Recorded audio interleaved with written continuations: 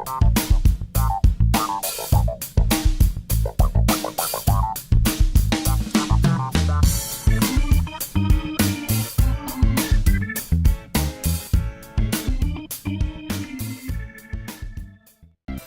welcome back to my channel. This is Canadian Retro. I've got another pickups video for you here. Not a whole lot of stuff, but a really Final Fantasy sort of filled situation here. Now, all of these games, except for one actually, I already have in my collection, so just good finds, generally speaking, not anything that will be added in, but these things are in incredible condition for the most part. So I'll get started on this immediately now.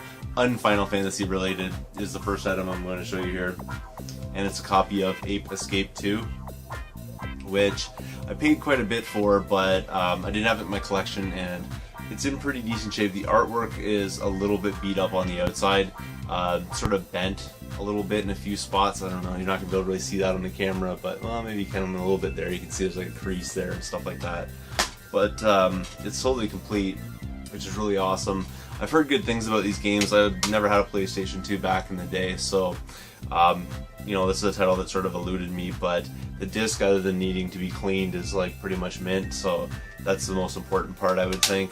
The manual's in great shape too, so for that one there I paid $7. You know, it goes for about double that, so pretty cool title to add into the collection, that's for sure. And I've never actually played one of these games, but I heard they're pretty zany fun, so I want to check it out. If you guys know anything about this game, or you've played games in this series, let me know what you think of this title. So that's pretty awesome right there. Moving on, actually I walked into a Talese today, and there was just one game that kind of got my interest, and I don't really know if it's worth anything, but I kind of like picking these up.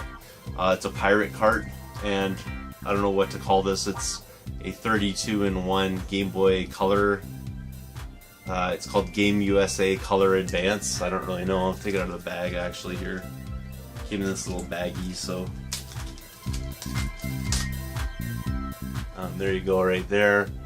Don't know a whole lot about that necessarily. I did check it out. It has what I think are full games on it, but just small kind of games. Like there's a platformer which is like Tom and Jerry Mouse Hunt, and you're playing as Jerry, and you're running around collecting nuggets or something like that. I'm not really sure whether there's supposed to be some sort of food pellets or something. Other things too. It's just like a basic platformer. Didn't seem that challenging. Then there was a couple other games on there that were kind of interesting. Like there's Bomb Jack. There's a version of Centipede, but it seems like a really toned down version of it.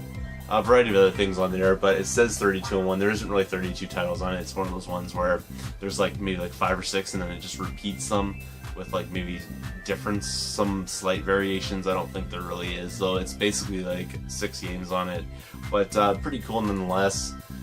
I got this one for $5, so I figured, or $4.99, so I figured not a bad deal at all. Moving on from that, things got a lot more interesting. Actually, I walked into the Talese one day, and I found this title right here, which is Chocobo Racing. The case is pretty cracked up. The artwork and stuff looks pretty good. Like, it's in good shape. It's just the case is pretty beat up, and it's totally complete. This is something I did not have in my collection, so I'm really happy to add this one in. I actually took the resurfacer to this. It didn't come out perfectly. I'm having some problems actually with the resurfacing machine that I bought. It doesn't really do a perfect job of it, but this game only partially played. I tested it out when I got home, and because it was really scratched up, I don't know if you can tell from the resurfacing there, but you can see there's still like scratches and stuff on it, swirl marks and whatnot. But I took this actually and tried to play on the PlayStation, and it got through like the opening menus and just got stuck on a loading screen going into the tracks. So I took the resurfacer to it, and I was able to play at least one track. I haven't tested this game out fully, but I was able to get much further than when I originally got it. So it's in a lot better shape, but you can tell it's been resurfaced.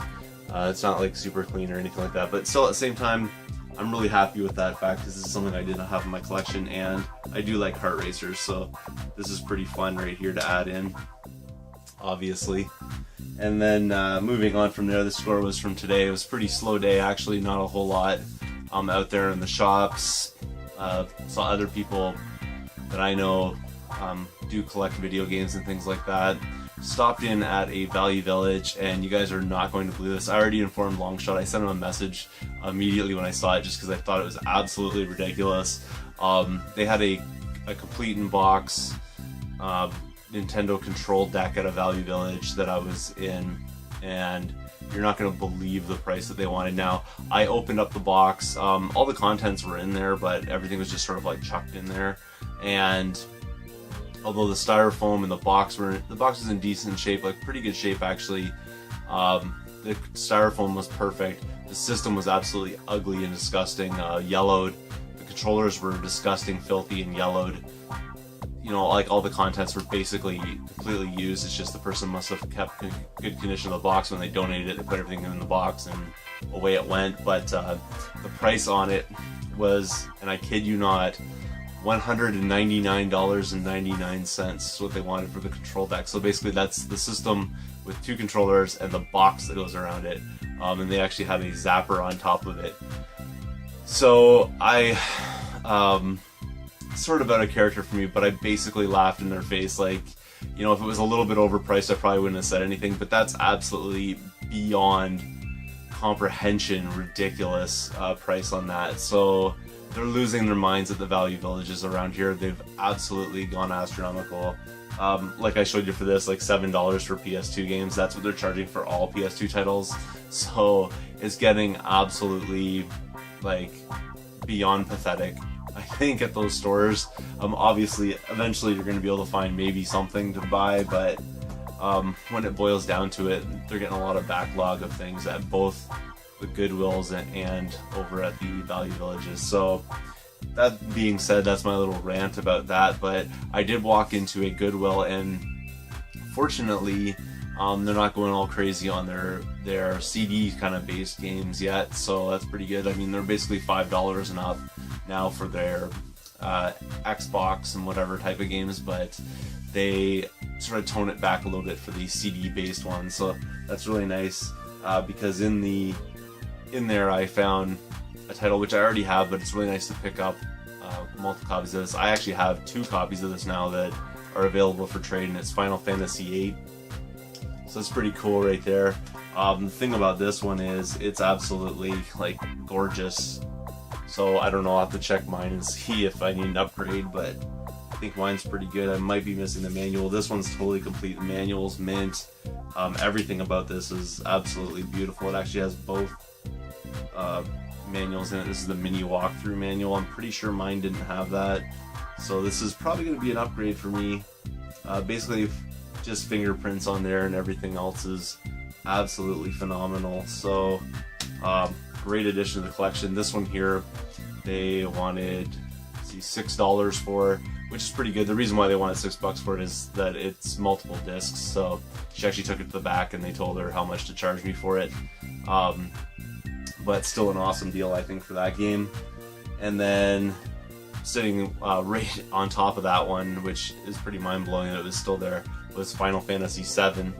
This is the greatest hits version of it. I already have a black label version of it, so again, this is going to be for trade, but that's pretty cool right there. And again, the discs are a little, not totally perfect on this one. Actually, there's a little bit of, there we go. Not totally perfect on that one, but still in excellent condition. Like, definitely will play. You know, again, manuals are all in there. All 3 discs are in there for this game, so really awesome. Just a little bit dusty, but otherwise, like, completely mint. So really happy to pick that up, obviously, at one of the shops. And then the last one here is a game I already have in my collection, and for some reason, for the life of me, I cannot find a black label version of this, but I always find the greatest hits version of it.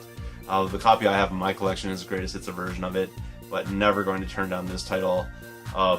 Again, this is going to be up for trade, but it's Final Fantasy Tactics, and I think this one's disc is probably going to be an upgrade for mine, so I'll be swapping that out.